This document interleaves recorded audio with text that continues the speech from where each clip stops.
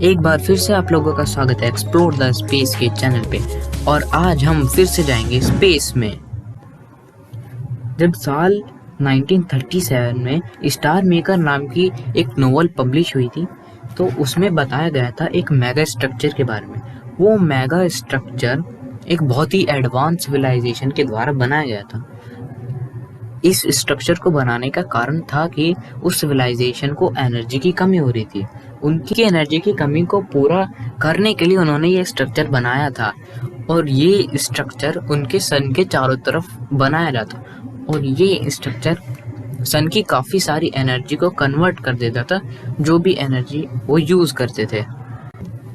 और साल 1960 में फ्रीमैन डायसन ने इसको अपने पेपर में बताया था इसके बारे में, और फिर वो बाद में फेमस हो गया डायसन स्फीयर।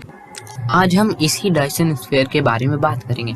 हम जानेंगे कि ये डायसन स्फीयर होता क्या, ये काम कैसे करता है, और ये इतना फायदेमंद कैसे है। वैसे तो डायसन स्फीयर एक हाइपोथेटिकल स्ट्रक्चर है, मतलब ये सिर्फ एक काल्पनिक स्ट्रक्चर है। अभी तक इसको असलियत में नहीं बना गया, और ना ही ये बनाना प्रैक्टिकली पॉसिबल है। वो कैसे, मैं आपको ये आगे बताऊंगा। डायसन स्फीयर ये एक ऐसा स्ट्रक्चर है जो सन की एनर्जी को कन्वर्ट कर लेता है। वो तो हमारे सोलर पैनल भी करते हैं, पर ये थोड़ा अलग है। ये एक ऐसा स्ट्रक्चर है जो सन के चारों तरफ कवर होता है, और फिर जो सन से एनर्जी निकलती है उसको वो एब्जॉर्ब कर लेता है। और जितनी भी एनर्जी हम अर्थ पर अभी तक बना पाए कि उससे काफ़ी ज़्यादा होगा, क्योंकि वो सन की बहुत ज़्यादा अमाउंट में एनर्जी को स्टोर करेगा, और फिर वो अर्थ पर उसको भेजेगा, या जोन से भी प्लेनेट पे जिस सिविलाइजेशन ने इसको बनाया होगा।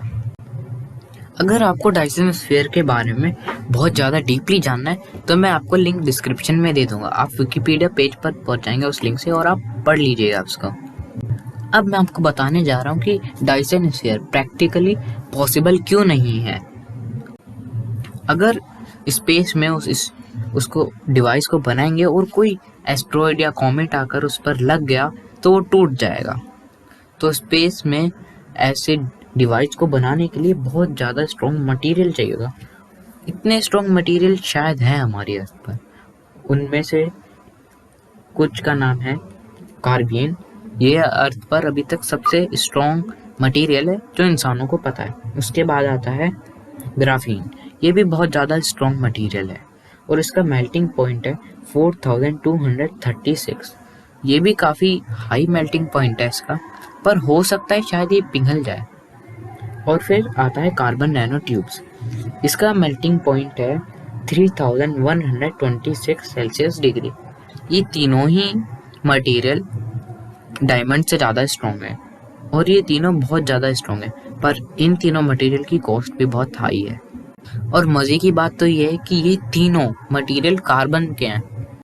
जो हमारे सोलर सिस्टम के सन का सरफेस टेम्परेचर है वो है 5500 सेल्सियस डिग्री, और वो सन के सरफेस पर तो नहीं बनेगा डिवाइस, पर वो ज़्यादा दूर भी नहीं बनेगा। हो सकता है शायद वो मेल्ट हो जाए, या हो सकता है शायद वो मेल्ट ना हो।